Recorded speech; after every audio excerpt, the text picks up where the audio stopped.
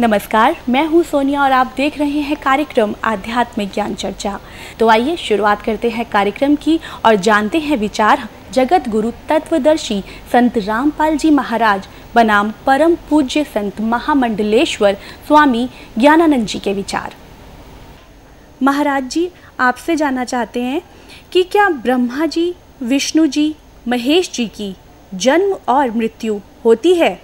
जन्म और मृत्यु शब्द तो नहीं लगा सकते उनके साथ, लेकिन ये निश्चित है कि कहीं ना कहीं उनकी आयु सीमा है।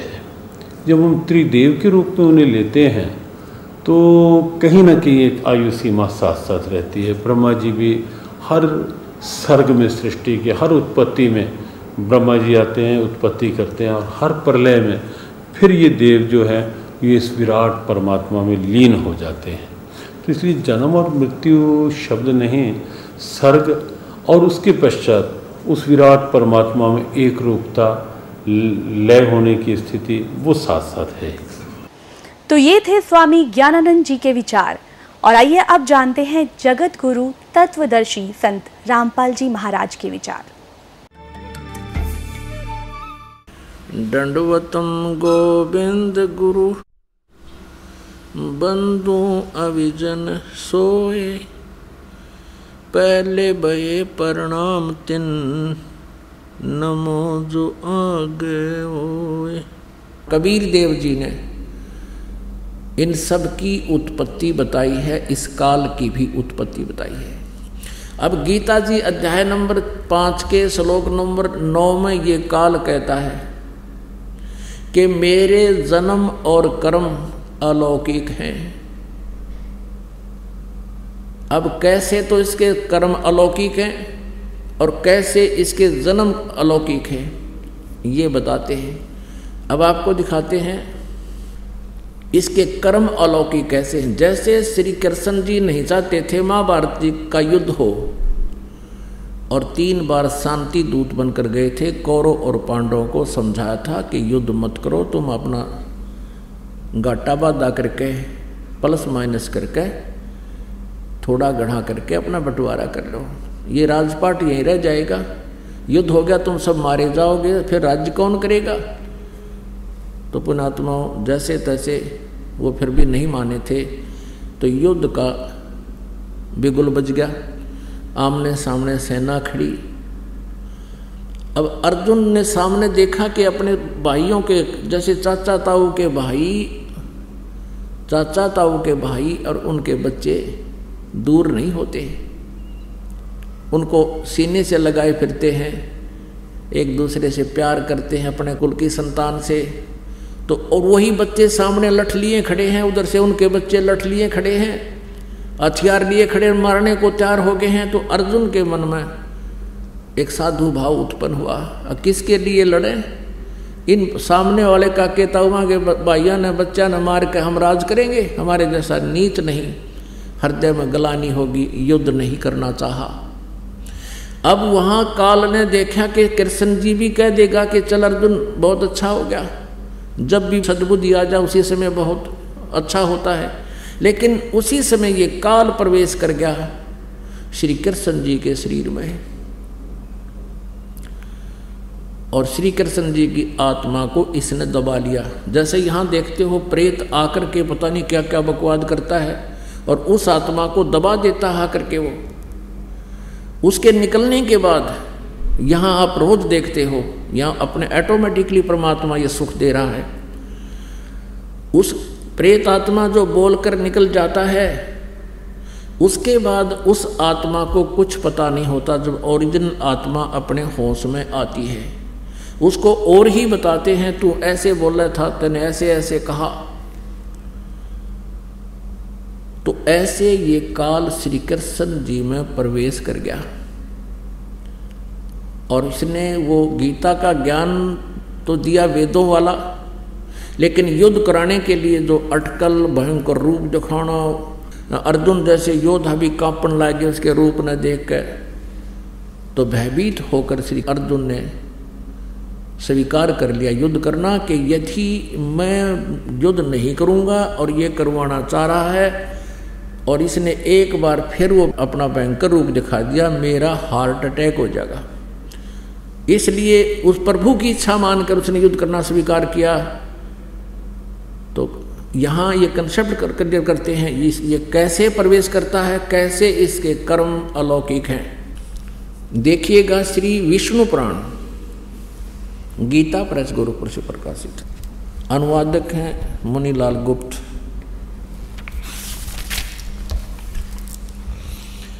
प्रकाशक में मुद्रक हैं गीता प्रेस गोरखपुर, गोविंद भवन कार्यालय कोलकाता का संस्थान।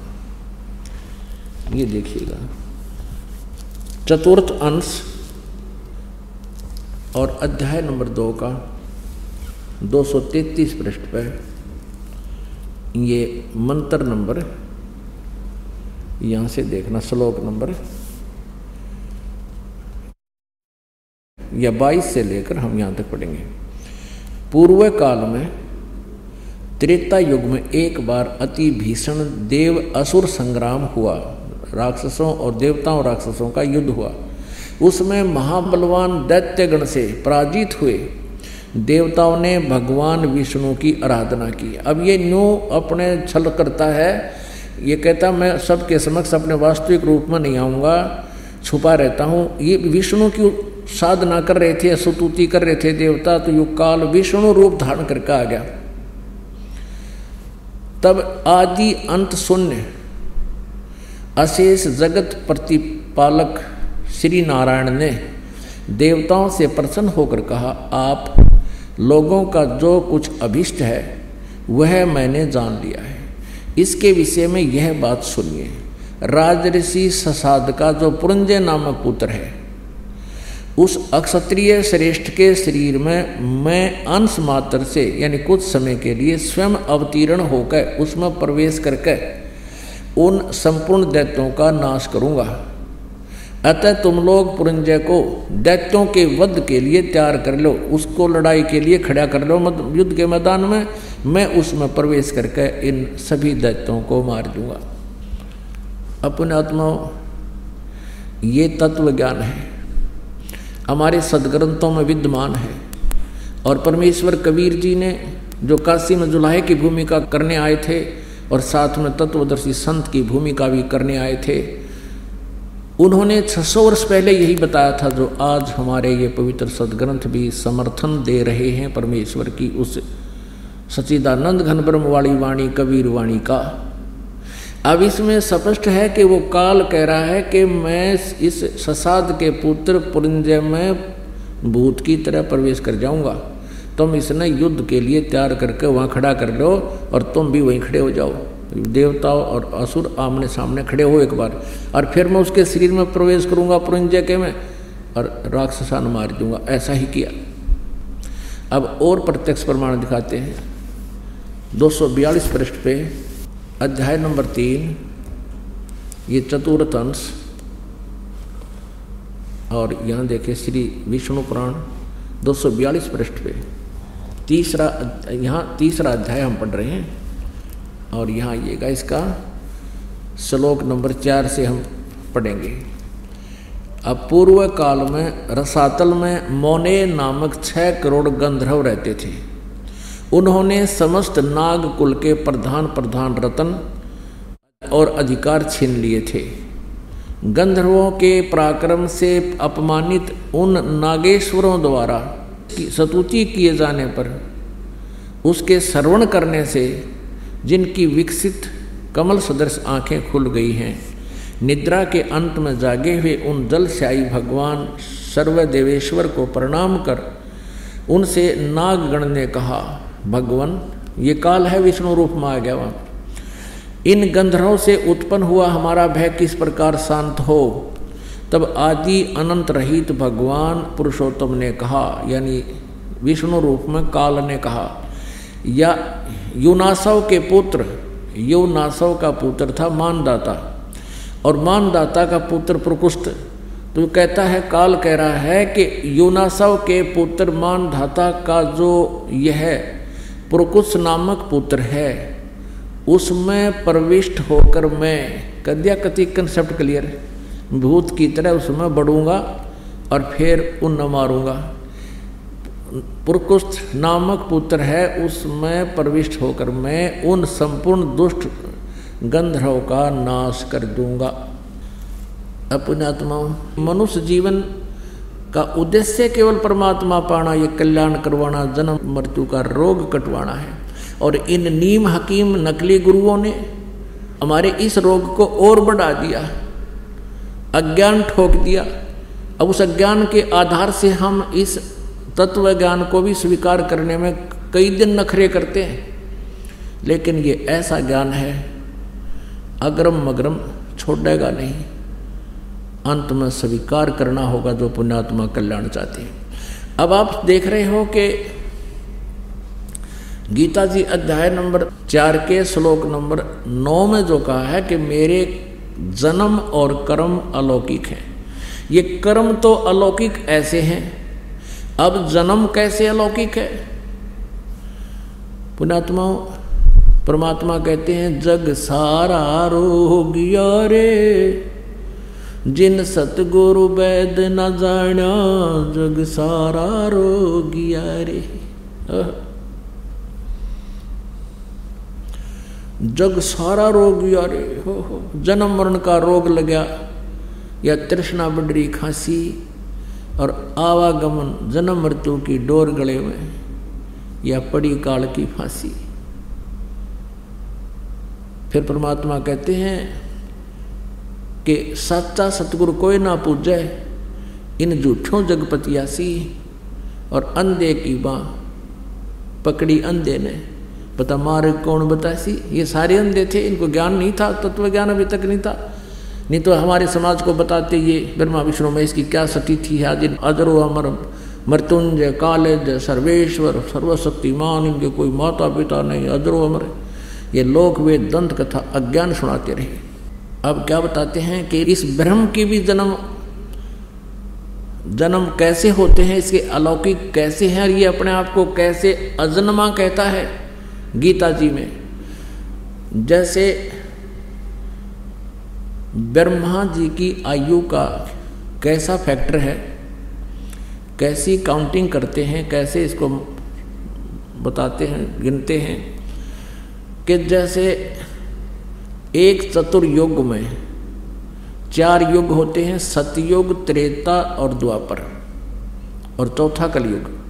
इन चारों की मिलाकर के कुल जो है समय, इन चारों का कुल समय कितना होता है? 43,20,000 वर्ष, ये हमारे वर्ष, और ये एक चतुर्युग कहलाता है। अब ब्रह्मा जी का एक दिन 1000 चतुर्युग का है, इतनी ही रात्रि है। वैसे तो एक ब्रह्मा के दिन में 14 इंद्र का शासनकाल समाप्त हो जाता है, और इंद्र जो स्वर्ग का राजा होता है उसका शासनकाल 72 चौकड़ी होता है। इसको 14 से गुणा करें तो 1008 चतुर्युग होते हैं, लेकिन इसको लंप सम ले लेते हैं। 1000 चतुर्युग का दिन, 1000 चतुर्युग की रात्रि, ऐसे 30 दिन रात का 1 महीना हो गया ब्रह्मा जी का, और 12 महीने का 1 वर्ष हुआ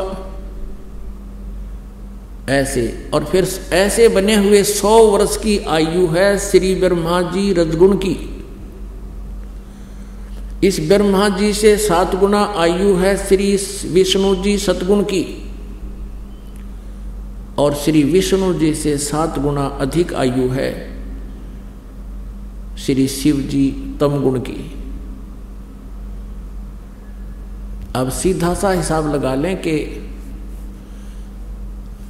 जब 49 बार ब्रह्मा मर लेगा तब एक शिव तमगुण की मृत्यु होगी, और ऐसे 70,000 बार जब तमगुण शिव की मृत्यु हो लेगी तब ये सदाशिव अर्थात ये काल रूपी ब्रह्म, इस सरपुरुष, इस ब्रह्म की मृत्यु होगी।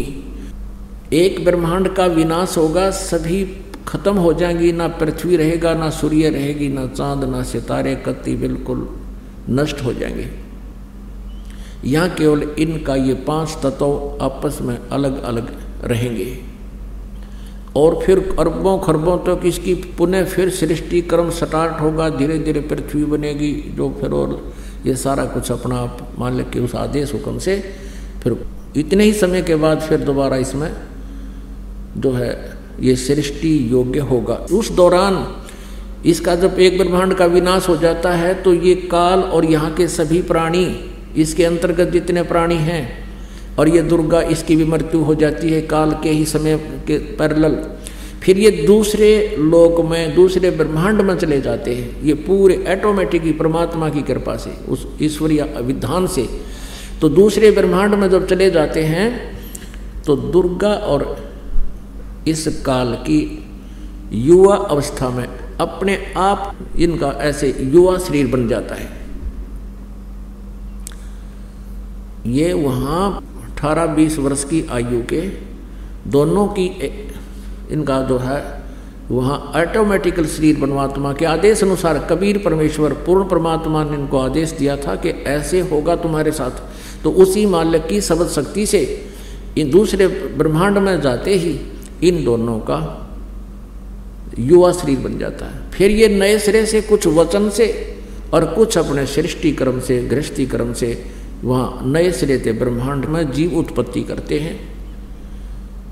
अब ये जो एक ब्रह्मांड का विनाश हुआ, 70,000 बार तमोगुण शिव की मृत्यु हुई, तब काल की मृत्यु हुई, इसकी मृत्यु हुई और फिर ऐसे जन्म हुआ। ये अलौकिक जन्म है, इसका अद्भुत जन्म है। इस कारण से गीता जी में ये अपने आप को अजन्मा कहता है। लेकिन मृत्यु होती है और इसका फिर जन्म होता है, लेकिन होता है ऐसे युवा अवस्था में। और जब इस दुर्गा की इसकी मृत्यु होती है, पूरे ब्रह्मांड में आग लग जाती है, इनका शरीर भी जल जल कर नाश होता है, इसकी बहुत चिल्ला चला कर मरते हैं दोनों, दुर्गा और ये काल भी। और फिर नए सिरे से इनकी वो शरीर, युवा शरीर प्राप्त होता है। अब ये जो 70,000 बार त्रिलोकीय शिव यानी तमोगुण शिव की मृत्यु हुई काल के पुत्र की, तब एक बार काल की मृत्यु हुई, ब्रह्मांड का विनाश हुआ। इतना समय हो गया उस अक्षर पुरुष का एक युग, वो अक्षर पुरुष का एक युग हो गया। अब गीता जी अध्याय नंबर 15 के श्लोक नंबर 16 और 17 में 3 पुरुष हैं, एक सरपुरुष, एक अक्षर पुरुष। और 17वें में कहा कि उत्तम पुरुष है तू अन्य परमात्मा इति उद्धारते, ये लोक तरम आविश्य विवर्ती अवैश्वर है। अब सरपुरुष तो ये ब्रह्म है, 21 ब्रह्मांड का स्वामी, और अक्षर पुरुष ये परब्रह्म है, 7 संख्य ब्रह्मांड का स्वामी। और उत्तम पुरुष है तू अन्य, ये परम अक्षर ब्रह्म है, असंख्य ब्रह्मांड का स्वामी, इंक्लूडिंग ब्रह्म और परब्रह्म। इन सब सरपुरुष और अक्षर पुरुष के सभी लोकों के ऊपर और असंख्य अन्य ब्रह्मांडों के ऊपर वो कुल मालिक है, वो परम अक्षर ब्रह्म है। गीता जी अध्याय नंबर 8 के श्लोक नंबर 1 में अर्जुन ने पूछा, परमेश्वर आपने, क्योंकि ये श्री कृष्ण को परमेश्वर मान रहा था, कि हे भगवान आपने गीता जी अध्याय नंबर 7 के श्लोक नंबर 29 में कहा कि जो साधक मेरे ज्ञान के को आधार मान लेता है कि तत्वदर्शी संत को खोज ले, फिर वो जैसे ज्ञान बतावे उस तत्व ज्ञान के आधार से उसको पता चल जाता है, फिर वो व्यक्ति तो जरा मेरे इस ज्ञान को आश्रित करके, और जिसने उस तत्परम की जानकारी होगी और सारे अध्यात्म ज्ञान से वो परिचित हो गया और सभी कर्मों से जो परिचित होगा, उसके बाद वो केवल जरा और मरण से छुटकारा पाने का ही प्रयत्न करता है, जो उस तत्ब्रह्म से परिचित हो जाता है। तो गीता जी अध्याय नंबर 8 के मंत्र नंबर 1 में अर्जुन ने पूछा वो किम तत्ब्रह्म, फिर वो तत्ब्रह्म क्या है। 8वें अध्याय के 3 श्लोक में गीता ज्ञानदाता ने कहा कि वो परम अक्षर ब्रह्म है। तो यहाँ गीता जी अध्याय नंबर 15 के श्लोक नंबर 17 में उत्तम पुरुष तु अन्य परमात्मा इति उद्धारते, वो परम अक्षर ब्रह्म के बारे में जानकारी है, जो उल्टे लटके संसार रूपी वृक्ष का वो मूल है, समझो वो जड़ है जहाँ से सबको आहार प्राप्त होता है, यानी सबका वही दाता है जैसा जिसने जैसा कर्म किया है। और वो वास्तव में अविनाशी परमात्मा है, वो अवैश्वर है।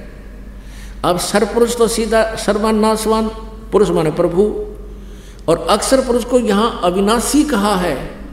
जैसे यहाँ अक्षर का अर्थ तो वैसे अविनाशी होता है, पुरुष माने ये प्रभु, लेकिन फिर भी इसको नाशवान बताया कि इनके अंतर्गत जितने प्राणी हैं और इनका भी स्थूल शरीर नाशवान है, जीव आत्मा किसी की मरती ही नहीं। गीता जी अध्याय नंबर 15 के श्लोक नंबर 16 में किस लिए अविनाशी कहा, अक्षर पुरुष क्यों कहा इसको, कि जैसे एक तो कप आप देखते हो चीनी का, मिट्टी का, ये सफ़ेद सफ़ेद सा, इसकी तो अंडरस्टूड है कि हाथ से छूट गया, फर्श पे गिर गया, पड़ते टूटेगा, कई टुकड़े होंगे, ये तो अंडरस्टूड है, ये सर है नाशवान। और एक स्टील का कप हो तो स्टील का कप ऐसे नहीं टूटता, और उस मिट्टी वाले कप उस सफ़ेद कप की तुलना में बहुत लंबे समय तक स्थायी है, लेकिन स्टील को भी अंत में जर लगेगा, जंग लगेगा, जंग का लग के उसका नाश होगा। अब भले ही वो स्थायी बहुत समय तक रह सकता है, लेकिन फिर भी उसका नाश होगा। तो ऐसे इस सरपुरुष और अक्षर पुरुष को यहाँ अक्षर पुरुष भी कहा है। अक्षर पुरुष माने यहाँ स्थायी, यानी कुछ चिर स्थायी भगवान है यो अक्षर पुरुष परब्रह्म, लेकिन इसकी भी मृत्यु होती है। और 15वें अध्याय के 17वें श्लोक में कहा कि उत्तम पुरुष है तू अन्य है। पुरुषोत्तम, पुरुषोत्तम माने यानी श्रेष्ठ परमात्मा, श्रेष्ठ अविनाशी, परम अक्षर ब्रह्म का अर्थ है। एक तो अक्षर ब्रह्म, अक्षर पुरुष को चाहे अक्षर ब्रह्म को, एक परम अक्षर ब्रह्म यानी श्रेष्ठ वास्तव में जो नाशवान परमात्मा है, और वो सबका तीनों लोकों में प्रवेश करके सबका धारण पोषण करता है। उल्टे लटके संसार रूपी वृक्ष की वो जड़ समझो, मूल समझो, जहाँ से सारे पेड़ को आहार प्राप्त होता है, और वही अव्यय ईश्वर है, वो वास्तव में अविनाशी भगवान है, और उसी को परमात्मा इति उदाहरते, उसी को भगवान कहा जाता है। अब इस अक्षर पुरुष यानी ब्रह्म का विनाश होता है। अब इसको अक्षर पुरुष क्यों कहा, चिरस्थायी क्यों कहा? जैसे एक ब्रह्म की मृत्यु हुई, एक ब्रह्मांड का विनाश हुआ 70,000 बार त्रिलोकी शिव की मृत्यु के बाद, तो एक युग हो गया इस अक्षर पुरुष का। ऐसे बने हुए 1000 युग का इसमें नोट चतुर्युग, इस अक्षर पुरुष की इस आयु काउंटिंग में, एज फैक्टर में चतुर्युग नहीं है, इसमें केवल युग है। 1000 युग का इस अक्षर पुरुष का दिन ऐसे बना हुआ 2 युग है, और इतनी ही रात्रि 2000 युग का दिन और रात बना। ऐसे 30 दिन रात का 1 महीना हो गया इस अक्षर पुरुष का, और ऐसे 12 महीने का 1 वर्ष हो गया, और ऐसे बने हुए 100 वर्ष की आयु है इस अक्षर पुरुष की। अब ऐसे बने हुए 100 वर्ष की आयु है अक्षर पुरुष की यानी परब्रह्म की, और फिर इसकी भी मृत्यु। अपने आत्मा केवल एक परम अक्षर ब्रह्म है, वो पूर्ण परमात्मा है, पूर्ण ब्रह्म है, वो कबीर देव है, जो बनारस में काशी शहर में भारत की पावन धरती पर 120 वर्ष रहे, सशरीर आए थे परमात्मा सतलोक से चलकर। ये प्रभु की लीला में लिखा हुआ कि वो ऐसा करता है। ऋग्वेद मंडल नंबर 9 और सूक्त नंबर 86, मंत्र नंबर 26 और 27 में। ऋग्वेद मंडल नंबर 9 सूक्त नंबर 82 82, मंत्र नंबर 1 2 3 में। ऋग्वेद मंडल नंबर 9 सूक्त नंबर 96 96 के मंत्र नंबर 16 से 20 में। ऋग्वेद मंडल नंबर 9 सूक्त नंबर 20 मंत्र नंबर 1 में। ऋग्वेद मंडल नंबर 9 और सूक्त नंबर 1 मंत्र 8 और 9 में ये स्पष्ट किया कि वो परमात्मा एक शिशु रूप धारण करके आता है, सतलोक से चलकर आता है एक लीला करने के लिए, और उस एक शिशु रूप में प्रकट होता है। उस शिशु रूप में प्रकट परमात्मा की परवरिश की लीला एक कुंवारी गायों के द्वारा होती है, और वो परमात्मा 3 प्रकार से शरीर धारण करता है। उसके 3 प्रकार से शरीर उसको प्राप्त है। एक तो सतलोक में स्थायी रूप में रहता है परमात्मा, वहाँ अनंत कोट ब्रह्मांड के मालिक के रूप में जिसके एक रोमकूप में करोड़ सूर्य मिला दे, करोड़ चंद्रमा, तो भी रोशनी परमात्मा के उस एक रोमकूप की अधिक है। और वही परमात्मा अन्य रूप धारण करके शिशु रूप धारण करके आता है, ये दूसरी प्रकार का शरीर है।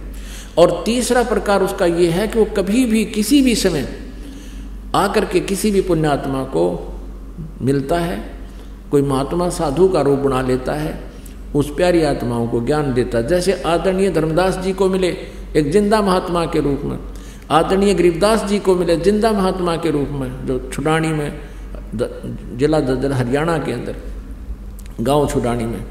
और आदरणीय नानक साहब जी को मिले बेई नदी के ऊपर है।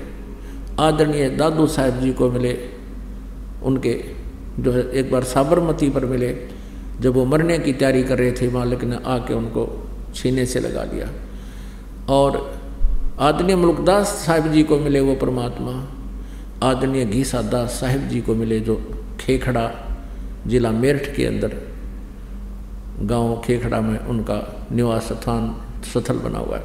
तो वो परमात्मा ऐसी लीला करता है, वो आके ऐसे मिलता है, इसका वेद गवाही दे रहे हैं। और वो किस उद्देश्य से आता है कि अपना तत्व ज्ञान प्रचार करते हैं। तो वो परमेश्वर 600 वर्ष पहले सन 1398 में वो कबीर परमेश्वर जी, कबीर देव जी, वो परम अक्षर ब्रह्म अपने सतलोक से चलकर उस तीसरे मुक्ति धाम से चलकर गति करके समय समय पर अन्य महापुरुषों से मिलते रहे।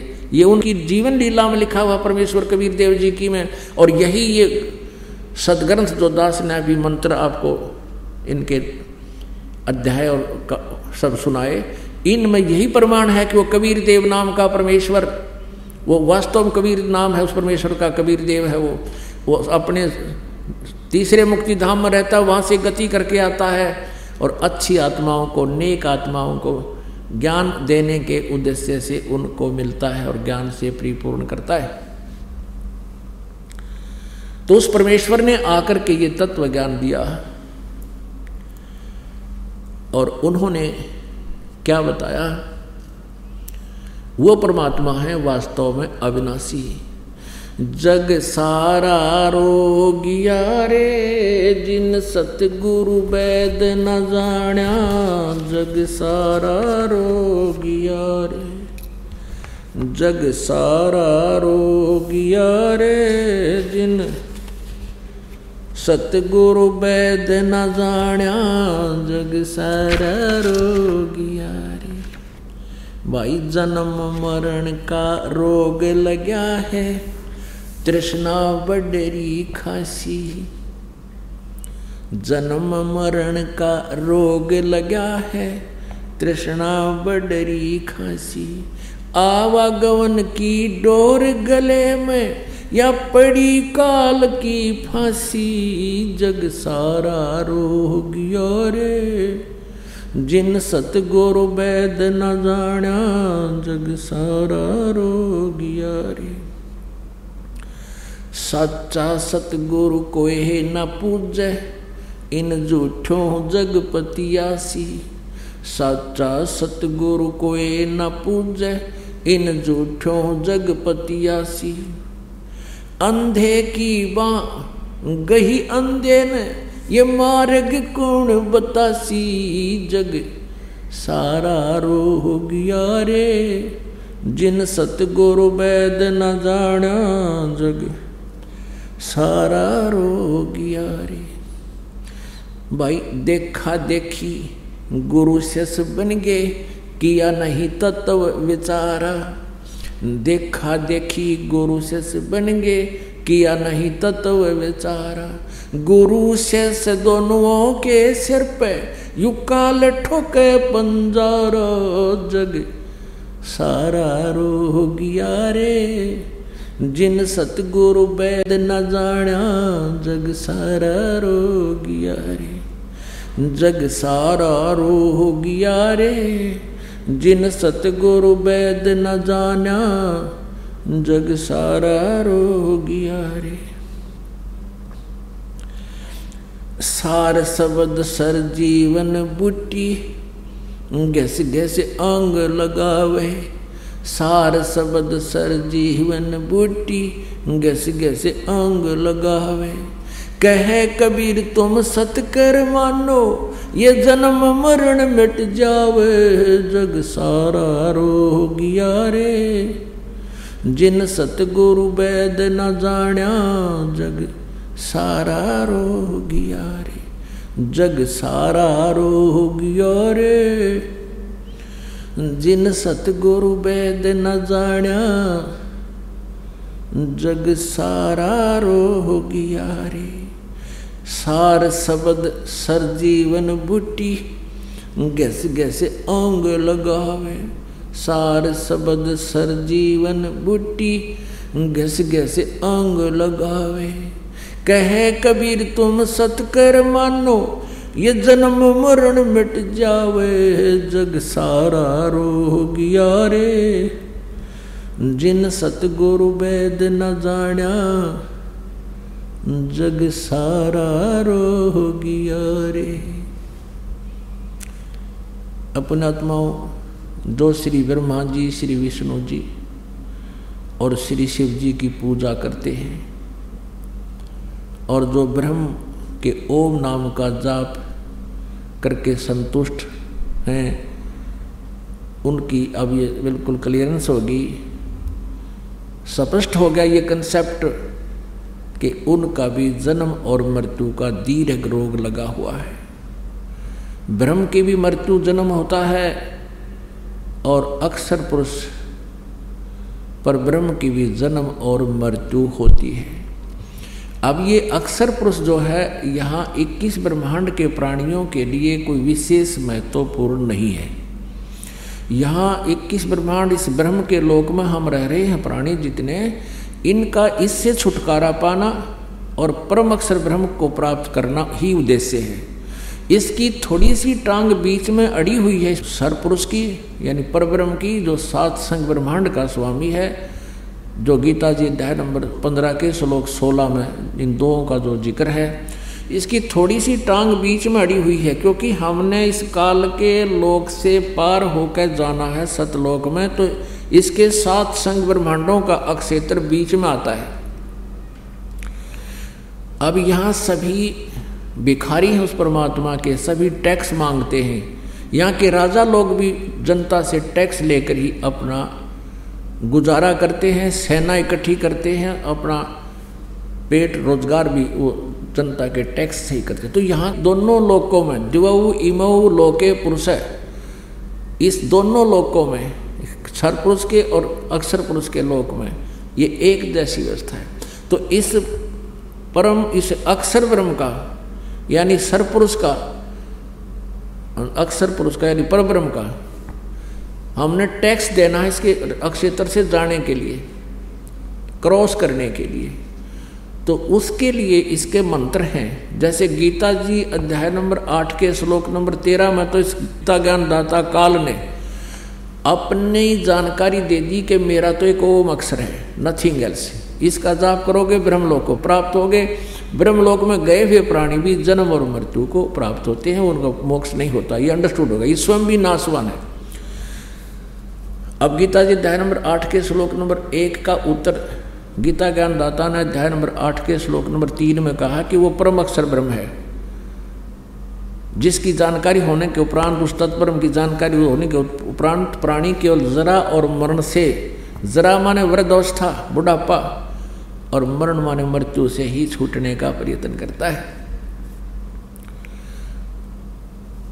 तो गीता ज्ञान दाता ने 8वें अध्याय के 5 और 7 मंत्र में अपने विषय में कहा कि यदि मेरी शरण में रहना है तो मेरी भक्ति कर, ओम नाम की जाप है, और युद्ध भी करना ही पड़ेगा। यहाँ शांति नाम की चीज नहीं। गीता जी अध्याय नंबर 18 के श्लोक नंबर 62 में कहा कि तू सर्वभाव से उस परमेश्वर की शरण में जा, यदि तू शांति चाहता है, युद्ध नहीं करना चाहता है तो, और उसकी कृपा से ही तू सनातन परम धाम, परम शांति और सनातन परम धाम को प्राप्त होगा, सतलोक चला जाएगा। वहां जाने के बाद फिर जन्म मृत्यु नहीं होगी। अब यहाँ गीता अध्याय नंबर 8 के श्लोक 5 और 7 में गीता ज्ञानदाता अपनी विषय में कह रहा कि मेरी भक्ति कर और युद्ध भी कर। अब 8वें अध्याय के 8, 9, 10 3 श्लोकों में उस परम अक्षर ब्रह्म उत्तम पुरुषत्व अन्य परमात्मा इति उदाहरते, गीता जी अध्याय नंबर 15 के श्लोक नंबर 17 में जिसके विषय में कहा है, कहते हैं उसकी पूजा कर, उसकी भक्ति करने वाला उसी को प्राप्त होता है, मेरी भक्ति करने वाला मुझे प्राप्त होता है।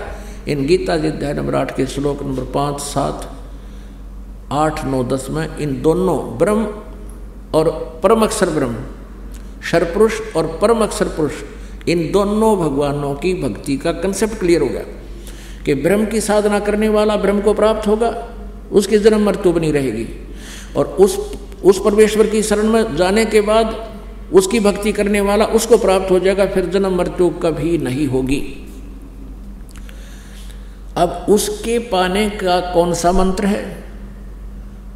गीता ज्ञानदाता ने चौथे अध्याय के 34वें श्लोक में ये कंसेप्ट क्लियर कर दिया है कि मैं उस परमात्म तत्व के बारे में कति जानकारी नहीं रखता, और उस परमात्मा के पाने का मंत्र मेरे पास नहीं, मैं नहीं जानता।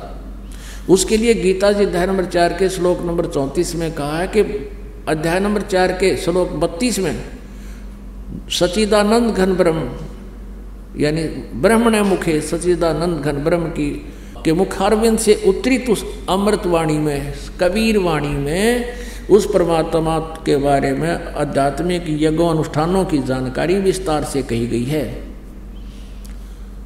और उस ज्ञान को चौथे अध्याय के 32वें श्लोक में जिसके विषय में कहा है वो तत्व ज्ञान है। उस तत्व ज्ञान को चौथे अध्याय के 34वें श्लोक में गीता जी में कह रहा है गीता ज्ञानदाता कि तत्वदर्शी संतों के पास जाकर समझ, उनको दंडोत प्रणाम करने से, कपट छोड़कर भी नम्र भाव से प्रसन्न करने से वो तत्वदर्शी संत तुझे उस परमात्म तत्व की जानकारी देंगे।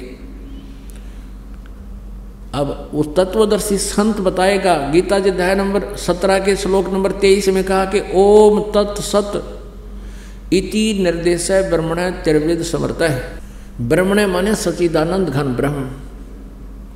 अब यहाँ इन्होंने गीता अनुवादकर्ताओं ने स्वयं अनुवाद किया हुआ है, ब्रह्मण का अर्थ लिखा है सच्चिदानंद घन ब्रह्म। और गीता जी अध्याय नंबर 4 के श्लोक नंबर 32 में इनकी बुद्धि सिलप करगी, वहाँ इन्होंने अनरस कर दिया ब्रह्मण मुखे का, वहाँ इन्होंने ब्रह्मण मुखे का अर्थ कर दिया वेद की वाणी। अरे कमाल है। ब्रह्मण माने सच्चिदानंद घन ब्रह्म, ब्रह्मण का अर्थ वेद हो ही नहीं सकता। ब्रह्म का अर्थ वेद जो करते हैं वो उस वाक्य से परिचित नहीं जहाँ वो क्या बताना चाहता है वो उल्लेख, इसलिए इन्होंने अज्ञान के कारण ब्रह्म का अर्थ वेद कर दिया। कभी ब्रह्म का अर्थ वेद नहीं हो सकता। जैसे राजा है, उसका एक विधान है, राजा का अर्थ कोई विधान करे, कहीं कोई उल्लेख हो तो अज्ञानी है। अब जैसे ब्रह्म परमात्मा है और वेद उसका विधान है, संविधान है, अब कहीं पर उल्लेख है ब्रह्म का, राजा का, और उसको राजा का अर्थ कर रहे हैं कि वो वेद यानी संविधान, तो अज्ञानी है, उस उल्लेख को समझ नहीं पा रहा। तो गीता जी अध्याय नंबर 4 के श्लोक नंबर 32 में इन्होंने यहाँ अनर्थ कर दिया, ब्रह्मण मुखे का अर्थ कर दिया वेद की वाणी में, नहीं सच्चिदानंद घन ब्रह्म की वाणी में। तो यहाँ ब्रह्मण का अर्थ गीता जी अध्याय नंबर 17 के श्लोक नंबर 23 में इन्होंने आप ही लिखा है, ब्रह्मण माने सच्चिदानंद घन ब्रह्म का। ये 3 मंत्र का जाप है, ओम तत्सत। ओम तो ब्रह्म का है ही, और तत् ये परब्रह्म का यानी अक्षर पुरुष का, ये सांकेतिक शब्द है, कोड वर्ड है। दास बताएगा इस पृथ्वी पर 21 ब्रह्मांड में इस दास के अतिरिक्त इन कोड वर्डों का किसी को ज्ञान नहीं है। ये परमेश्वर कबीर देव जी द्वारा इस दास को दिया गया है। और ये तत् तो इस अक्षर पुरुष का, और सत ये परम अक्षर पुरुष, परम अक्षर ब्रह्म का जाप है, ये भी कोड वर्ड है। ये जैसे हरिओम तत्सत, हरिओम तत्सत ये जो देते हैं ना, इनको कख का नहीं पता, इनको कख भी नहीं पता, ये बिल्कुल गलत मंत्र देते हैं ऐसे। ये केवल 3 मंत्र का जाप है और इसके 3 प्रकार से सिमरण होता है। जिनको ये तीनों मंत्र प्राप्त हैं इस दास से, वो खूब अच्छी तरह समझ रहे। तो यहाँ सच्चिदानंद घन ब्रह्म के पाने का वो 3 मंत्र का जाप है। ये उस परमात्मा को पाने का एफर्ट है, साधना है। इसमें ओम का भी जाप है, तत् और सत्य सांकेतिक जाप भी है, और तत् और सत्य सांकेतिक शब्द मिलकर सतनाम बनता है, और इसका श्वास उश्वास से जाप किया जाता है। ये 2 अक्षर का सतनाम है, और फिर 3 अक्षर का, ये सब एक अक्षर बन जाता है। फिर तीनों मंत्र मिलकर ये एक मंत्र बन जाएगा। इसकी तीनों की 3 प्रकार से सिमरन करने की विधि है, साधना है, तरीका है। अब यहाँ बताया कि सार शब्द संजीवन बूटी घिस घिस अंग लगावे। इस सार शब्द का जाप करना होगा, श्वास उश्वास से घिस घिस अंग लगाना, और कह कबीर तुम सत्कर मानो जन्म मरण मिट जावे। अब यहाँ गीता जी अध्याय नंबर 8 के श्लोक नंबर 8, 9, 10 में गीता ज्ञानदाता कहता है कि जो उस आदि पुरुष परमेश्वर की, उस दिव्य पुरुष परमात्मा की साधना करता है, वो उसी को प्राप्त होता है। अब थोड़ा सा गीता जी दिखाते हैं आप। ये देखिएगा श्रीमद् भगवत गीता, जयदयाल गोविंद का इसके अनुवादक हैं, गीता प्रेस गुरुपुर से प्रकाशित है। इसको 8वें अध्याय के ये थोड़ा सा दिखाते हैं आपको।